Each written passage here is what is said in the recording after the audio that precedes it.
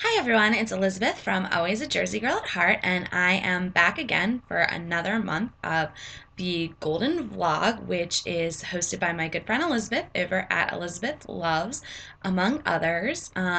So today we're going to be talking about a bunch of different things. Some of the answers to questions you'll kind of already know the answers to because I kind of already posted about it, because once again, I am not on time with my vlog as pretty much always. So let's get started. The first question is, where did you grow up? And if the title of my blog isn't any indication to you guys, I grew up in New Jersey in a small town called Rivervale, which is in northern New Jersey, pretty much like the northeastern corner of the state. My town borders New York State, so yeah, I'm from up that way, and I absolutely love New Jersey, in case anyone had any doubts about that. And yeah, I miss it up there a lot and hope that one day maybe we'll be able to move up there. We go back as often as we can to visit. Unfortunately, we're not going to get back for a while, which is kind of sad, but it's okay because, I know we'll get back eventually. The second question is, what state do you live in? I currently live in Pennsylvania in the suburbs of Philadelphia. It's very different from living in northern New Jersey, but I like it. I think it's a good compromise because Mark grew up in really, really central Pennsylvania where there's not much around. I grew up with New York City, so this is a good little compromise for us. Philly is definitely not New York, but it's still a pretty cool city. Life down here is fast enough for me that I don't get bored, but not too fast that it's tough for Mark to adjust to. Question number 3 is, do you have siblings? Yes, I do. I have a younger brother named Howie who also lives in Pennsylvania in the middle of nowhere. He's a pretty cool kid. We didn't get along a lot when we were growing up, but as we got older, we started to get along better. We actually ended up going to the same college. Um, don't see him as often as I would like. We're both pretty busy, but hoping we'll get to see him soon. He did just buy a house, which I'm really excited for, and I'm really excited to see it. So hopefully, I get a chance to go visit him soon. Um, Next question is, do you have a nickname? Well, as you know, my name's Elizabeth, but I actually go by Betsy with most of my closest friends and family. So I guess that's kind of a nickname. I don't really have any other nicknames. I mean, people call me blonde sometimes, but that's more of an insult than a nickname. Um, yeah, so I guess I don't really have a good nickname to share for that. All right, moving on. Did you have a pet growing up? If so, what was it? I had fish growing up, lots and lots of them when I was younger, and then I guess we stopped having fish then. I actually had another fish while I was in college. It was a betta fish that one of my friends got me for my birthday, and that betta fish was named Angel, and Angel lasted a very long time until I went away and asked one of my friends to take care of the fish, and while I was gone, he decided that the fish was anorexic and overfed it, and Angel died. I was very upset because I think I kept Angel alive for almost like a year or something like that. So it was a really, really, really long time, and I was very upset to come back and find out that my poor fish had died. But I guess that's what happens, and that was the last pet that I ever had. Mark and I hope to get a dog one day eventually, so we'll see. Gotta wait till we have a house for that. So keep your fingers crossed we find a house sometime in the future so we can get a dog. Um, do you have any favorite stories from childhood? That's a tough one. I mean, I have a lot of good stories from childhood. I mean, funny ones like me seeing when I don't even know how old I was. I was probably like 6 or 7, maybe. I don't know. I saw a really cool bird outside of my grandparents' place in Florida, and I ran straight into a sliding glass door. Didn't even see it was there. It's a testament to my clumsiness. I've always been like that. I mean, another favorite story is probably the time that my brother and I were rollerblading on the hardwood floors in our family room at my parents' house when we weren't supposed to be, and he crashed into the wall and put a hole in it. And in my infinite wisdom, I decided it would be a really good idea to just stick a plant in front of the hole.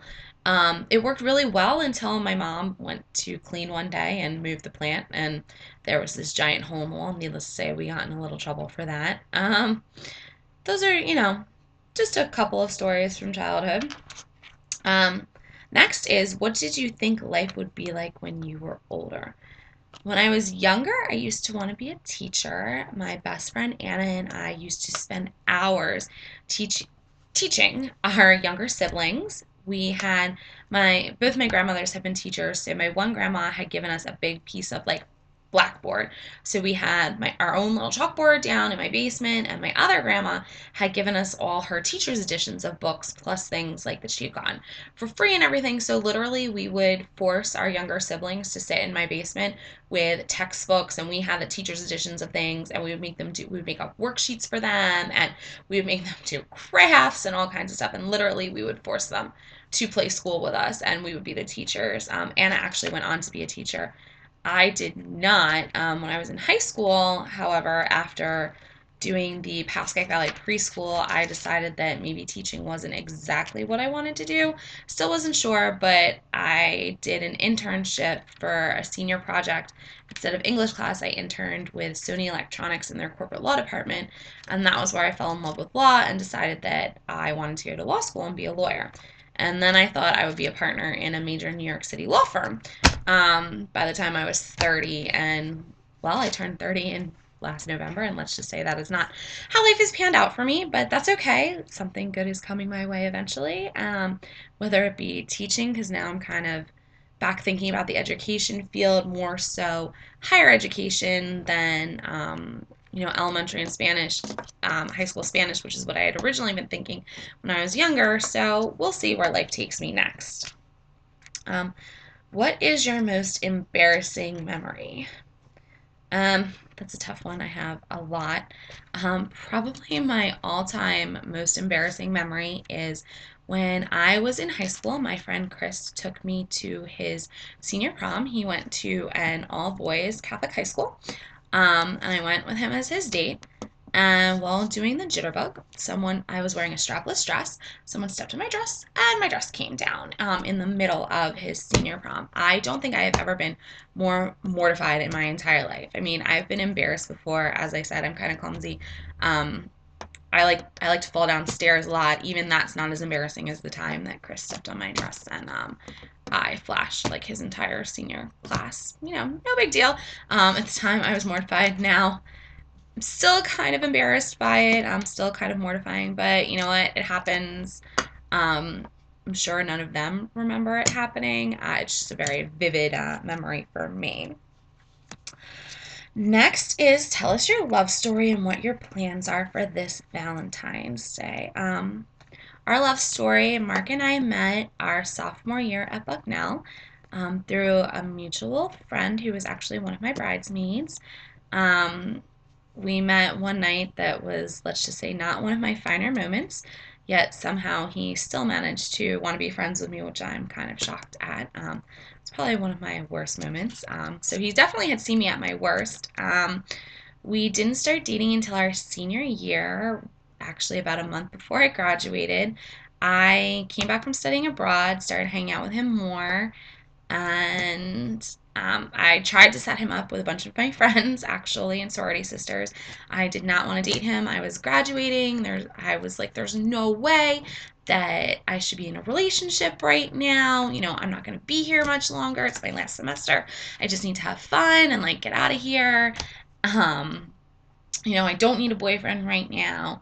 One of my friends came to visit, and she was like, Betsy, like, did you date him in the past and you just didn't tell me? Like, is something going on with you guys now? And I was like, no, no, no, no, Amy, like, he's just a really good friend. And she was like, no, Betsy, like, there's something more there. And I was like, no, there's not. We're just good friends. Like I said, I tried to set him up with sorority sisters, with other friends. Like, I would push them into rooms together, like, just trying to get him to find someone else to like and date besides me. It didn't work out very well. Mark actually asked me out via Facebook. I did not realize that what was going on. I got lots of text messages while I was in class from people being like, is there something you need to tell us? Like, what's going on with you and Dietz? Are you guys together? And I'm like, I don't know what you people are talking about. And I got back to my room after one of my Spanish classes, and I had a request on Facebook. It says, like, Mark Dietz says that you are in a relationship together. Do you want to confirm? So I confirmed it, and we went on our first date. We ate in the cafeteria well, in the Bison at school, not the cafeteria. It was like a, I don't know, quasi cafeteria. And that was because I had too many dining dollars left, and I thought my parents were going to kill me if I wasted all their money since I was graduating. So we had dinner there, and then we went to go see Casino Royale as our first date. And then things definitely progressed from there. You know, we hung out as much as we could before I graduated, and then after I graduated, I went back to Bucknell as many weekends as I could. Mark came to visit me when I couldn't get back there, and it just, as fate would have it, he ended up getting a job in the same area where I had been accepted to law school. So we both moved down to the Philly area. We moved in together after we had been dating, I guess, like 2.5, no, a year and a half, 2 years. I don't know. We moved in together after we've been dating for a couple of years. Mark proposed to me at home after we had been dating for 6 years, and we got married shortly before having been together for 7 years. So we've been together a really long time. We've had a lot of ups and downs, and we've been through a lot, but I love him to death. He is my soulmate, my partner, my other half. I'm really lucky to have such a great guy like him in my life. Um, and then, what are your plans for Valentine's Day? Was the next question. I already kind of posted about that last week, but Mark and I actually didn't do really anything for Valentine's Day this year besides spend time together. In all of our time together, this is the first year that we've actually been both home on Valentine's Day. So it was really nice to just spend the day together. We exchanged gifts. We went to the mall. We had a nice lunch together. We cooked a fantastic surf and turf dinner together. Had some wine that we got on our anniversary trip to the Finger Lakes. So it was just, overall, it was an awesome day just getting to spend time together because we really don't get that very often. And last but not least, what is your favorite Valentine's Day memory? Well, my favorite Valentine's Day memory is probably our first Valentine's Day together. Mark came to visit me in New Jersey. It was after Valentine's Day, so we had already celebrated before Valentine's Day at Bucknell. I had gone out to visit him, and then he came to visit me after Valentine's Day so we could celebrate in New Jersey. And we were going out to Panera for lunch, and I was driving, and it was snowing, and let's just say I'm not a very confident driver in the snow. And, well, we kind of skidded, and I kind of did one of these. Oh my God, oh my God, oh my God, I don't know what to do.